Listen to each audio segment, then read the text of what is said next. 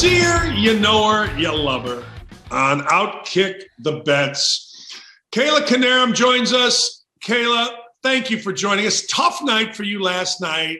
I'm going to let the people know you're a Missouri grad. Yes. It was not a great night for me, Dan. No, you're right. Lost in the Armed Forces Bowl, lost in the bragging rights game, but my bet in the bowl game did hit. I took Mizzou at plus 6.5, and as we know, it was a score differential of 2 points. So at least I got something out of the night, you know? Here's what I always say. If I'm betting on a team and I give the points, like I took Army yesterday. If they're not going to cover, then I want you to lose too. Like, you know what I mean? Like Army won, didn't come, so they get to be happy. Well, I got to be pissed off. You know, I want them to lose just like I did. Right. But then when your team does lose and they covered, then you get something, you know? I'm good. Oh, that look, you get over it. You're like, oh, the dummies, that fire the coach. He's awful. But whoa, I won. Okay. Did you always bet? Were you always around it? Okay. So no, I am newer to betting. Arky is the expert on the show. I'm just trying to, follow his lead. I didn't really get into sports betting until, my job history is a long story, but I worked for a lacrosse league in 2018 to 2000 to the pandemic, where I eventually got laid off because we didn't have a season and I wasn't in an office. So, but at the end of that, we had a tournament in Utah, the PLL, and they were like, hey, they signed with William Hill, and they were like, we're going to get into sports betting. We want you to do some videos on it. And I'm like, great. I have no idea what I'm talking about. I know nothing about sports betting. So they had me do this crash course with a guy in our office that is a huge gambler, big into sports betting. So he would help me with the scripts, and we just kind of ran through it. Eventually get laid off from that job. So I'm like, all right, moving on. I went home for a couple of months over the fall in 2020. And when I came back to LA in January, my friend worked for a company called Osimo, which specializes in daily fantasy sports betting. So they actually brought me on to host a pop culture site and do videos.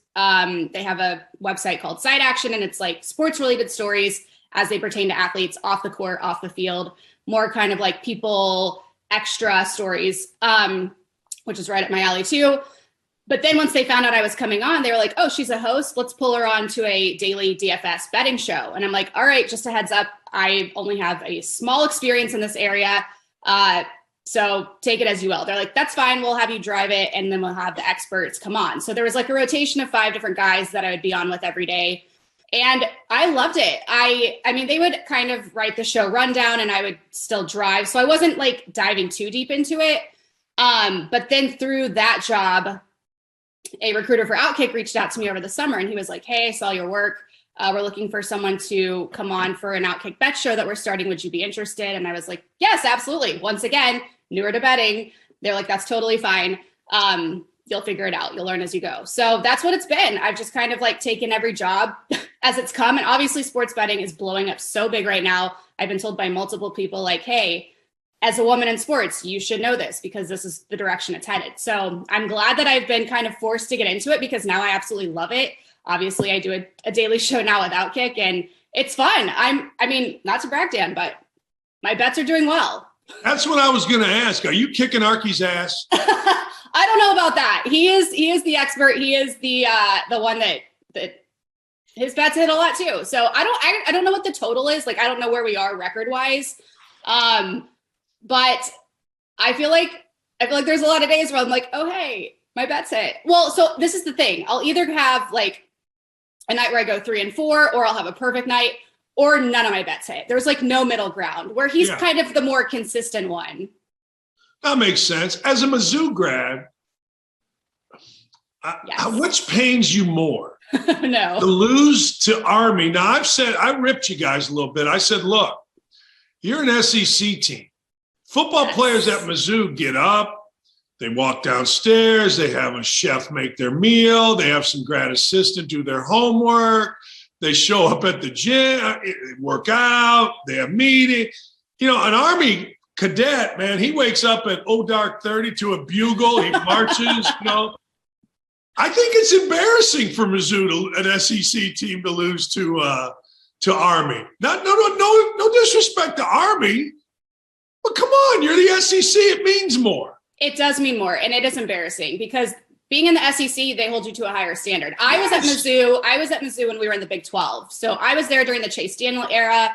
I went to 3 bowl games. I danced for Mizzou, so I got a front row seat to every game. We went to the Brute Sun Bowl my freshman year, the Cotton Bowl my sophomore year, and the Texas Bowl my senior year. I skipped junior year. But my senior year, we played Navy, and we lost, which probably wasn't as big of a deal being in the Big 12. But the SEC just expects more from you, and you're compared to all the other teams in the SEC during bowl season. Like, even though this was a smaller tier bowl and we didn't have a lot of like our big name players playing, but SEC keeps a record in bowl season, and now we're on the L side of it, and I hate that because it doesn't make us look great in the conference. We're representing the SEC, and when you lose to Army, it's just not a good look. It's not. I honestly, God, again, I'm not trying to. Army was a really good team. I mean, don't get me wrong. They almost put up 100 against Wake Forest in a loss. I get it. Is it bigger deal? Because they talk about the bragging rights game, and I've actually broadcast that game, and it's really fun. There is disdain between the two of them. But is it a bigger deal for Missouri to play the bragging rights game or the Armed Forces Bowl? It's a big deal to have a bowl game for Mizzou, especially, we're kind of in a rebuilding phase. We've got Eli Drinkowitz in his second season. But the bragging rights game means more, I think. It's just, if we were playing in a bigger bowl game, I think it would have been a bigger deal. But yeah, bragging rights, what was it? The 51st annual game. I've gone to it a few times. I danced at it a few times. I went the last time, I think in 2018, where Mizzou did win. But yeah, it's the same as what the KU rivalry was when we were in the Big 12, which we actually got to play KU again this year for the first time in I don't know how many years. So that was exciting. But I love rivalry games, especially in college. Border War was always my favorite with KU. Bragging rights was always a huge deal in basketball. So definitely those rivalry games mean more. Were you part of the Antler Club that used to call up coaches and, send pizzas at 3 a.m. to players, that kind of stuff? How great are the Antlers? I know. I was not, but obviously I danced at those basketball games where they take up an entire section at Mizzou Arena. They are loud. They are obnoxious. They are a breed of their own. They're a special group. Yeah, people that don't know, there was a day, man, they would, I know now we're so sensitive to things that you got to be careful, but back in the day, they'd put, I remember, I think this is going way back. I think, if I have this right, they put a bottle rocket under a friend of mine who was coaching under his door at 2 a.m. and it exploded. It's like, no, you should do that one. All right, let me go this route.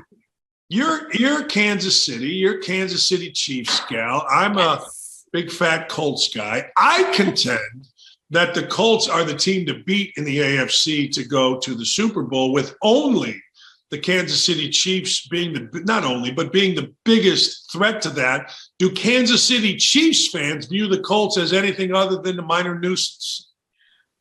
Yes, I do actually. The Colts are scaring me. They are getting hot at the right time. You've got your weapons. The record shows that they're in the hunt. They're a team on my radar for sure. In the years past, it's been the Titans, it's been the Bills, it's been the Patriots. The Patriots also scared me this year, actually. But Colts are right in the mix for me right now. They are someone that I am looking out for, someone that I'm kind of getting a little worried about. I'll be honest, the way we're playing right now and when we have our full roster, I'll bet on the Chiefs, but the Colts are definitely in the mix for me.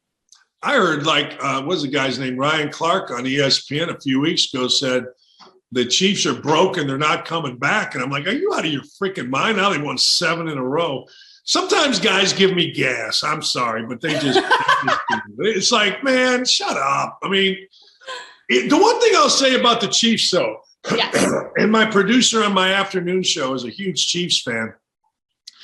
You guys have high expectations. Like Patrick Mahomes, he got to be great every night for Chiefs fans. At least that's my guy. What are your thoughts?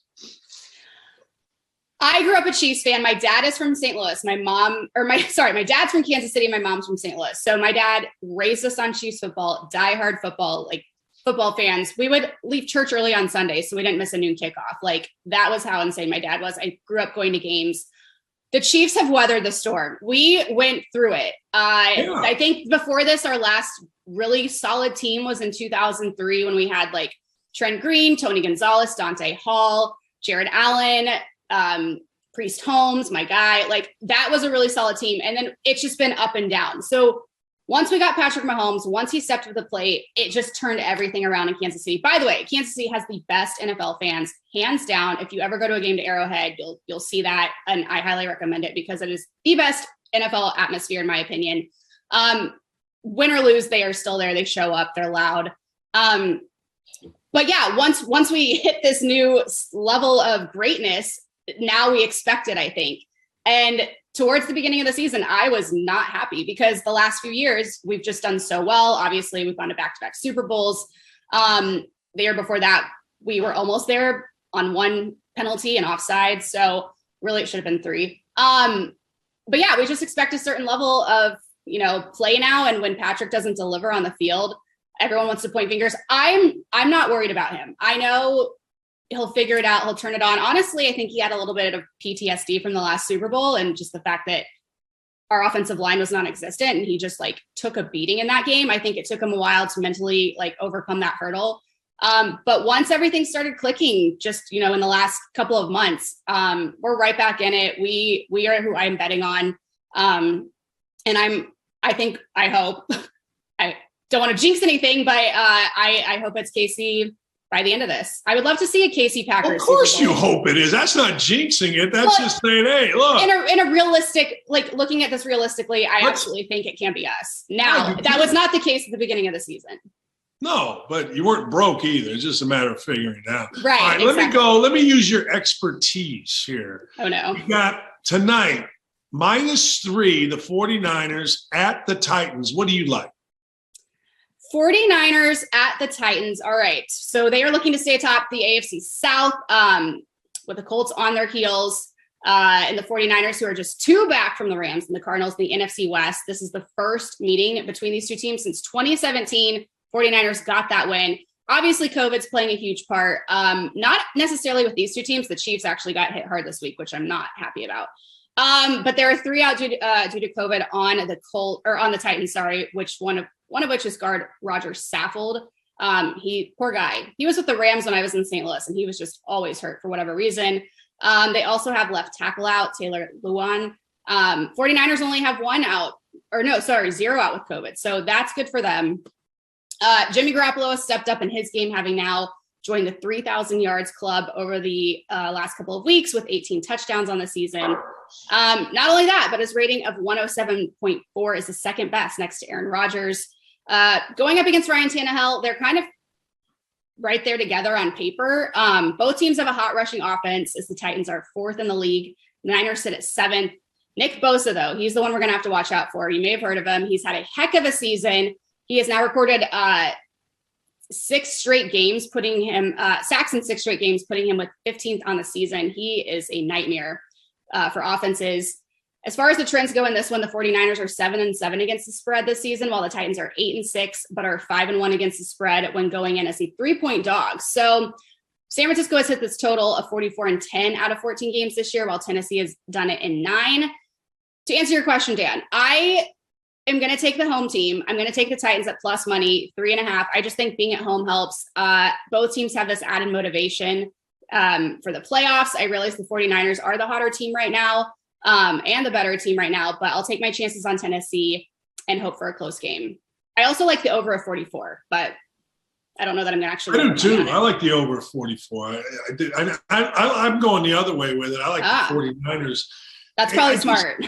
The more I watch the Colts or the Titans, the more I'm like, they're not getting better. They're because obviously no Henry. But I don't know. Right. All right, your Chiefs. Yes. You got the Chiefs. You got what, 7.5? What are we doing with this?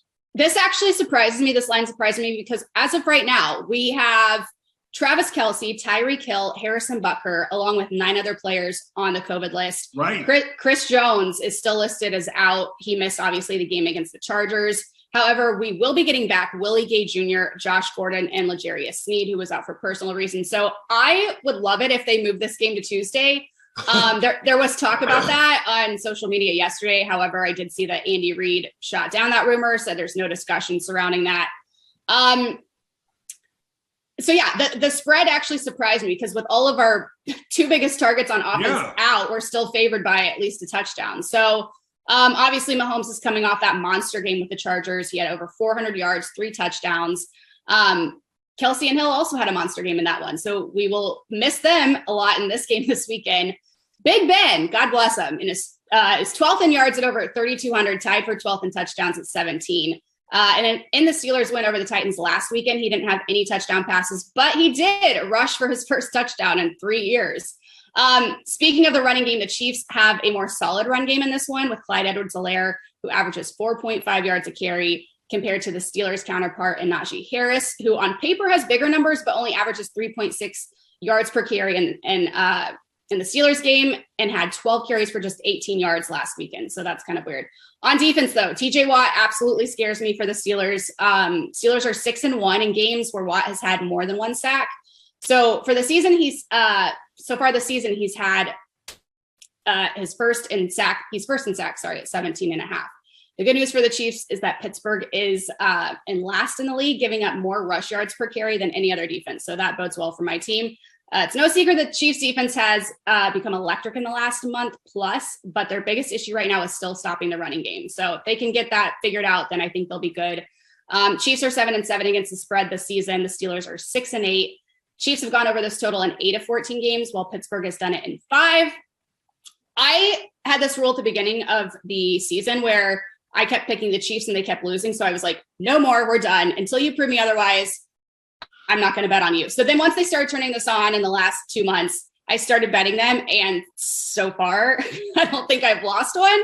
So I have to continue that streak. I took them in their games against those divisional matchups back to back to back over the last month. And I think I'm going to do it again with Pittsburgh tonight. I don't think it's going to be an easy game. For whatever reason, this game scares me because I think it's one of those that you think you can just kind of coast through. Not coast through, but you know what I mean.